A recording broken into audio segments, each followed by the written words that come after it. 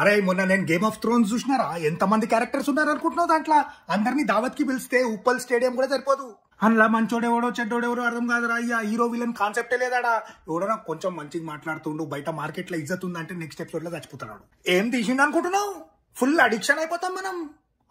ఏమనుకుంటున్నావు, మొత్తం మునిగిపోతాం లోపల దాంట్లో. మొన్న మా బొమ్మర్ది ఫోన్ చేసి హలో బాబా ఎట్లున్నావు అంటే, వలర్ మరుగులిసి నేను బానే ఉన్నారా, నువ్వు ఎట్లున్నావు అన్నా. నేను అట్లా అయిపోయింది. గేమ్ ఆఫ్ థ్రోన్స్ లా ఉట్టి మనుషులే ఉన్నారు అనుకున్నావు. డ్రాగన్స్ ఏమనుకుంటున్నావు? ఆడ చౌరస్తా మీద నూడిల్స్ బండి మీద బొమ్మ ఉంటుంది చూడు, గదే డ్రాగన్.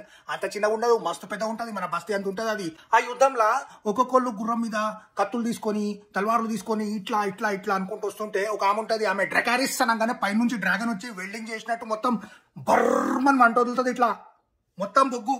ఇక వైట్ వాకర్స్ అని ఇంకొక గ్యాంగ్ ఉంటది. వాళ్ళ పని ఏంటంటే ఆడ ఈడ శవం ఏంటని కనిపిస్తే దాన్ని ముట్టుకుంటారు, దాన్ని బతికిస్తారు, బతికించి వాళ్ళ దాంట్లో జాయిన్ చేయించుకుంటారు. ఆంబేలా జాయిన్ చేయించుకున్నట్టు, నువ్వు రాను నా కింద ఉండు అని. వాళ్ళ లీడర్ ఉంటాడు ఒక ఆయన, పాతకాలం ఒనిడా టీవీ దయ్యం ఉంటుండే చూడు, అట్లుంటాడు ఆయన. ఆయన వెంబడి ఇంకొక ఆయన ఉంటాడు, ఆయన చర్మం సరిగా ఉండదు, ముఖం సరిగా ఉండదు, చెవులు ఉండవు, మూత ఎట్లనో ఉంటది, కానీ జుట్టు మాత్రం క్లినిక్ ప్లస్ షాంపూతో స్నానం చేసినట్టు ఉంటాడు. మెయిన్ స్టోరీ ఏంటంటే 7 కింగ్డమ్స్ ఉంటాయి అబ్బా, వాటన్నిటిని కంట్రోల్ చేసేది ఒక్కటే ఉంటుంది, సింహాసనం, ఐరన్ థ్రోన్. దానికోసమే కొట్లాట మొత్తం. ఇక మిగిలింది పార్ట్ 2 లో చెప్తా.